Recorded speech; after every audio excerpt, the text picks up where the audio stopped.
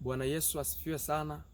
Nipende kukuletea neno la Mungu kutoka katika kitabu cha Wakolosai sura ya 1 mstari wa 13 mpaka 14. Biblia inasema, naye alituokoa katika nguvu za giza, akatuhamisha na kutuingiza katika ufalme wa mwana wa pendo lake, ambaye katika yeye tuna ukombozi, yaani msamaha wa dhambi.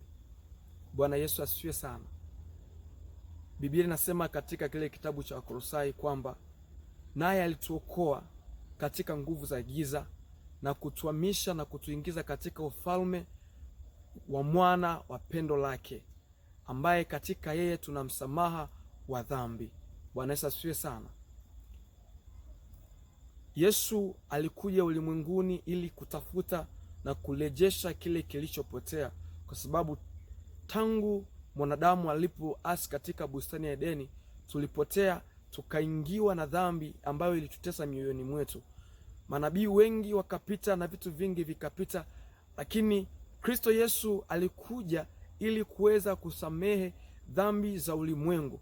Wakati ule walifanya sadaka mbalimbali ili kwamba watu waweze kuokolewa, lakini mimi na wewe tuna neema kwa sababu Kristo amekuja ili aweze kufanyika sadaka badala ya sisi kutafuta sadaka ya kuweza kutuokoa. Kwa nimekuletea neno la Mungu kwamba Kristo amekuja ili atuhamishe kutoka katika nguvu za giza tuingie katika ufalme wa mwana wa pendo lake, ambaye katika yeye sasa tunapata ukombozi wa dhambi zetu.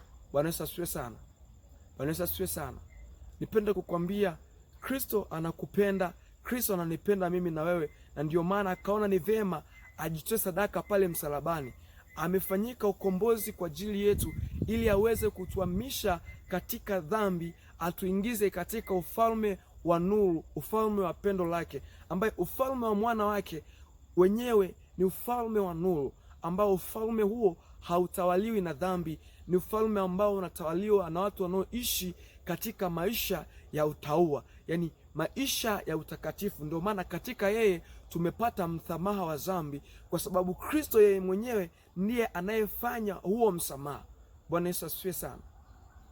Kwa nimekuletea ujumbe ili uweze kubadilika, uungane katika kuitafuta safari ya kwenda kumwelekea Mungu, kumwona Yesu Kristo, kwa maana yeye ameleta hii neema ili tuweze kuokolewa na tuweze kuokolewa tuingie katika ufalme wa pendo lake.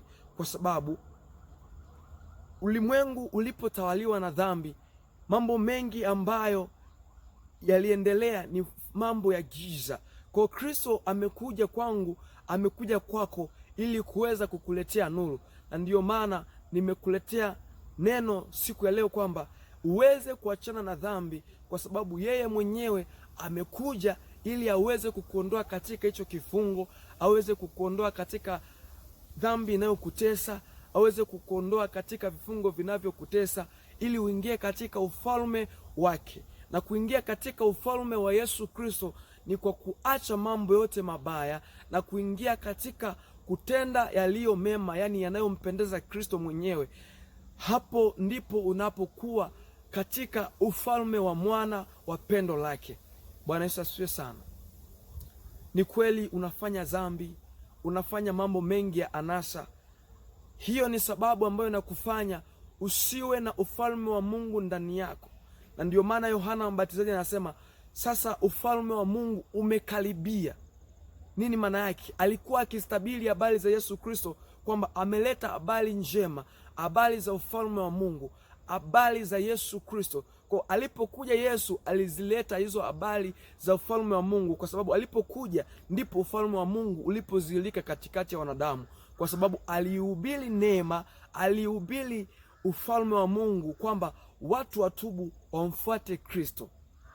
Hiyo tayari akaleta ufalme wa Mungu katikati ya mwanadamu, na huo ufalme unakuja kwako kwa kumpokea Yesu na kumfanya kuwa mwokozi wa maisha yako. Ukisha kwisha kuacha dhambi, ufalme umeingia ndani yako. Kwa kinachofanyika ni wewe sasa uanze kuutunza ule ufalme ambao Yesu amekuletea. Amekuletea msamaha wa dhambi, mwanadamu upate kubadilika, uingie katika pendo la mwana wake, yani uishi maisha ya utauwa, maisha ya utakatifu, ili mwisho wa siku usiingie katika hukumu ya milele, usiingie katika hukumu ya milele, uweze kuingia katika pendo lake, ambapo utastahili pamoja na Baba, utastahili pamoja na yeye mwenyewe. Kwa maana wakati huu unavyoongea na wewe, yeye alishakwisha paa mbinguni. Wakati huu anakutaka ubadilike tu, ili uweze kuingia katika pendo lake, ukastarehe nayo milele. Na usipobadilika, maana yako wakati wa hukumu utaingia katika wakati wa kilio, na ndiyo anasema ndipo kutakapokuwa kilio na kusaga meno. Bwana Yesu asifiwe sana. Bwana Yesu asifiwe sana. Ndipo kutakapokuwa kilio na kusaga meno kwa wale watu ambao hawakuikubali hii neema, hawakumkubali Kristo, yeye aliyeleta ufalme. Naam, watahukumiwa kwa sababu yeye mwenyewe alileta neema na kisha watu wakaikataa. Na ndio maana nimekuletea kwamba uweze kubadilika na kumfuata Kristo, uachane na uzinzi, uachane na namna yoyote ya dhambi ambayo inakufanya usiwe mshirika wa Kristo, kwa sababu kuwa mshirika na Kristo ni kuishi katika matendo yake mwenyewe, kuishi katika matendo mema. Hapo ndipo utakapokuwa mshirika na Kristo. Mungu akubariki na upate kubadilika.